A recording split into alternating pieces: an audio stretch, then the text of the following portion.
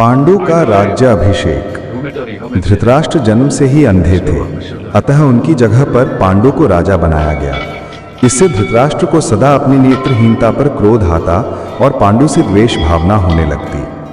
पांडु ने संपूर्ण भारतवर्ष को जीतकर कुरु राज्य की सीमाओं का यवनों के देश तक विस्तार कर दिया।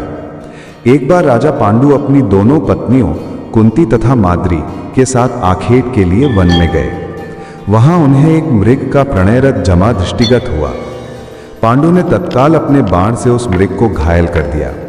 मरते हुए मृग रूपधारी निर्दोष ऋषि ने पांडु को शाप दिया, राजन, तुम्हारे समान क्रूर पुरुष इस संसार में कोई नहीं होगा। तूने मुझे प्रणय के समय बाण मारा है, अतः जब कभी भी तू प्रणयरत होगा तेरी मृत्यु हो जाएगी। इस शाप से पांडु अत्यंत दुखी हुए और अपनी रानियों से बोले, हे देवियों, अब मैं अपनी समस्त वासनाओं का त्याग करके इस वन में ही रहूंगा। तुम लोग हस्तिनापुर लौट जाओ। उनके वचनों को सुनकर दोनों रानियों ने दुखी होकर कहा, नाथ, हम आपके बिना एक क्षण भी जीवित नहीं रह सकती। आप हमें भी वन में अपने साथ रखने की कृपा कीजिए। पांडु ने उनके अनुरोध को स्वीकार करके उन्हें वन में अपने साथ रहने की अनुमति दे दी।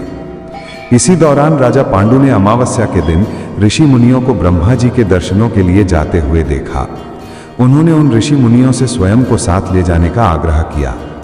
उनके इस आग्रह पर ऋषि मुनियों ने कहा, राजन, कोई भी निसंतान पुरुष ब्रह्मलोक जाने का अधिकारी नहीं हो सकता, अतः हम आपको अपने साथ ले जाने में असमर्थ हैं। ऋषि मुनियों की बात सुनकर पांडु अपनी पत्नी से बोले, हे कुंती, मेरा जन्म लेना ही वृथा हो रहा है, क्योंकि संतानहीन व्यक्ति पितृ ऋण, ऋषि ऋण, देव ऋण तथा मनुष्य ऋण से मुक्ति नहीं पा सकता। क्या तुम पुत्र प्राप्ति के लिए मेरी सहायता कर सकती हो? कुंती बोली, आर्यपुत्र, दुर्वासा ऋषि ने मुझे ऐसा मंत्र प्रदान किया है जिससे मैं किसी भी देवता का आह्वान करके मनोवांछित वस्तु प्राप्त कर सकती हूँ। आप आज्ञा करें, मैं किस देवता को बुलाऊं?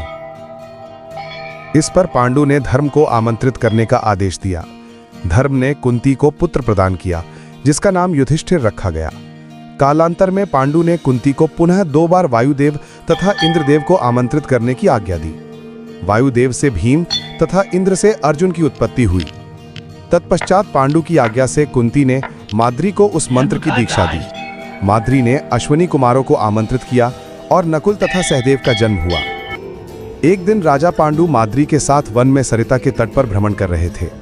वातावरण अत्यंत रमणीक था और शीतल मंद सुगंधित वायु चल रही थी। सहसा वायु के झोंके से माद्री का वस्त्र उड़ गया।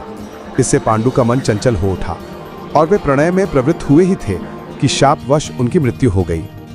माद्री उनके साथ सती हो गई, किंतु पुत्रों के पालन पोषण के लिए कुंती हस्तिनापुर लौट आई। वहां रहने वाले ऋषि मुनि पांडवों को राजमहल छोड़कर आ गए। ऋषि मुनि तथा कुंती के कहने पर सभी ने पांडवों को पांडु का पुत्र मान लिया और उनका स्वागत किया।